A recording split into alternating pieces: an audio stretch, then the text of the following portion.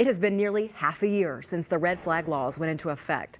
The law in part allows family and law enforcement to petition a judge to prevent someone from buying or having firearms if they believe that person is a harm to themselves or others. Pafua Yang breaks down how many orders have been granted so far. Every day, more than one person dies by suicide using a firearm.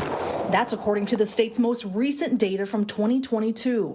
The goal then was to provide law enforcement with tools and family members with tools so that they could seek an emergency order. Senator Ron Latz co-authored the red flag law. Under the law, a judge can either grant an emergency order with no hearing that lasts 14 days or a long-term order that lasts up to a year.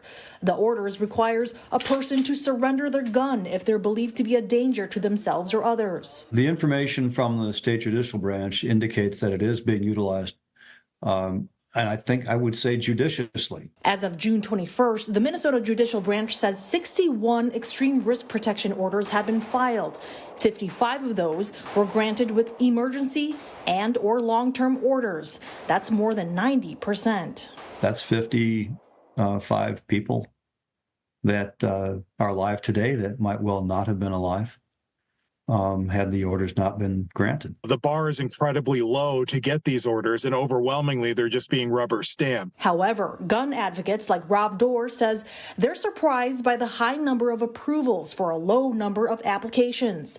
Dorr also points to the data showing about 80% of those orders were filed by law enforcement, not individuals, which is counter to the narrative that was going into the passage of the bill about this being an important tool for family members. And while Latz says this law can protect people in an emotional or mental state, others believe it further stigmatizes mental illness. To the point where people who may need some help would fear getting the help that they need because an order like this may be issued against them. They may have separated the firearms, but you know they've saved a life. Pafua Yang, 5 Eyewitness News.